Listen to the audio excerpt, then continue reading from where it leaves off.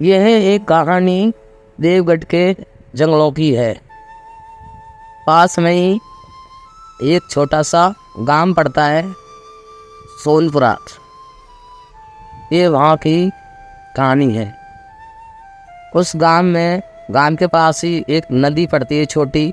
वहाँ हिरनी और उसका हिरन बीमार था, चल नहीं पाता था ज़्यादा देर तक। हिरनी के 2 बच्चे थे।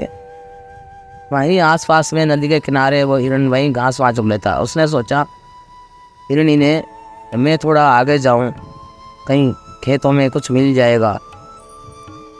तो बड़ी आगे पास में ही बंजारे रहते थे। वहाँ से एक बंजारा तीर बाण लेके हमेशा शिकार करके ले जाता था और हिरनी पर नज़र पड़ गई। हिरनी भागी और पीछे शिकारी। भागते भागते पीछे वो तेजी से जंगल पार कर गई।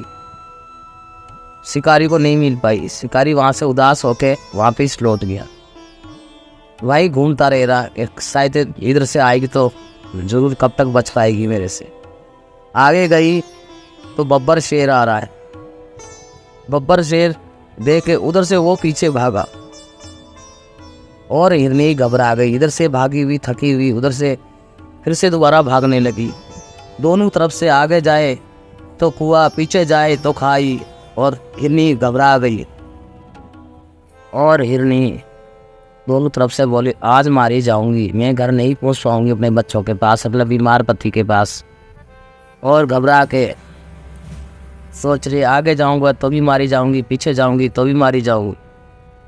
और बीच का रास्ता निकाल के और बोली दौड़ के, हे प्रभु मुझे बचा लो, तुमने ही हमें जन्म दिया है इन हिरनों का, जो कभी तो हमारा शेर शिकार करते हैं, कभी हमारे शिकारी शिकार करते हैं, हमें तो कहीं चैन से नहीं जीने देते।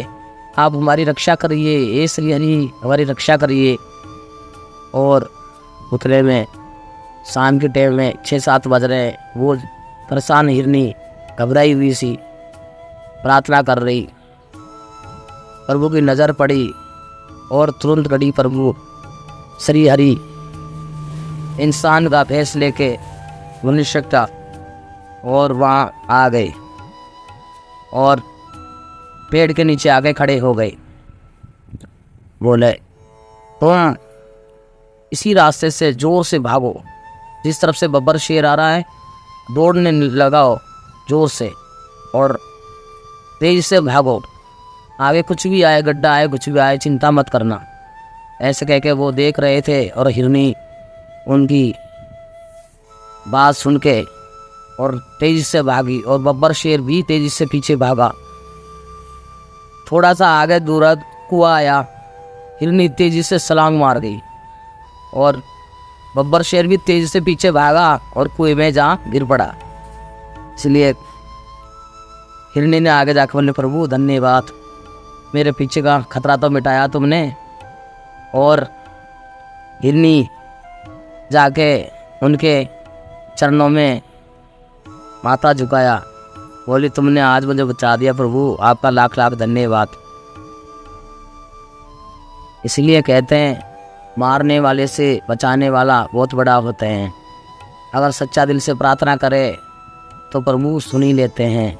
चाहे कहीं भी हो, जंगल हो, झाड़ी हो, कहीं भी पुकारोगे तो प्रभु अवश्य सुन लेते हैं।